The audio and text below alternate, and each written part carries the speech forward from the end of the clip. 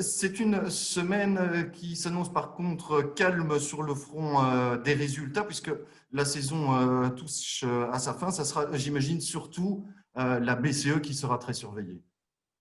Clairement, et l'attention tourne des États-Unis vers l'Europe quand on parle de politique monétaire. Vous savez qu'aux États-Unis, on a changé sérieusement la politique d'inflation, de suivi d'inflation, parce qu'on va permettre à l'inflation de passer au-delà de la barre de 2% pendant un certain temps afin d'avoir une inflation moyenne autour de leur target, à savoir ces 2%.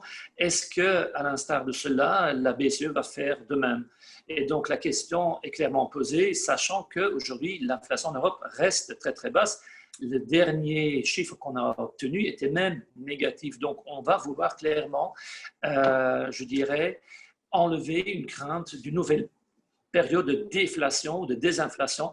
Et clairement, le poids sur les épaules de la BCE ne fait qu'augmenter. C'est eux qui vont devoir répondre à ce défi.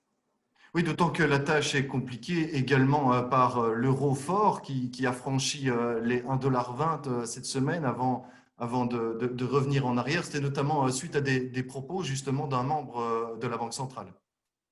Oui, exactement. Donc, la Banque centrale, on entend déjà un certain grincement de dents, hein, parce que si l'eurodoll ne cesserait d'augmenter et que l'euro deviendra plus cher encore par rapport aux autres devises, ben, pour notre continent, qui est avant tout un continent exportateur, ce ne serait pas vraiment bénéfique. Et donc, on essaye d'endiguer les dégâts et de faire en sorte qu'avec des interventions orales, on garderait la monnaie unique en dessous de cette barre de 1,20.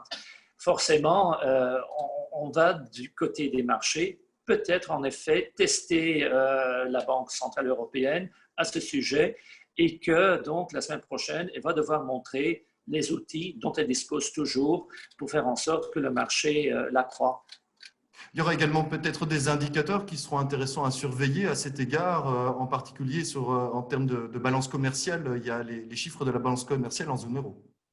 Tout à fait. Donc, on aura les chiffres de la Banque commerciale européenne la semaine prochaine et elles prennent davantage de poids dans justement cette vue sur l'eurodoll, sachant qu'aux États-Unis, ben, la situation du compte courant et bien entendu du budget ne fait que s'empirer beaucoup plus rapidement par rapport à l'Europe. Et si donc en Europe, on aurait une balance commerciale qui montrerait des chiffres bien meilleurs qu'attendus, ça pourrait relancer la force de l'euro.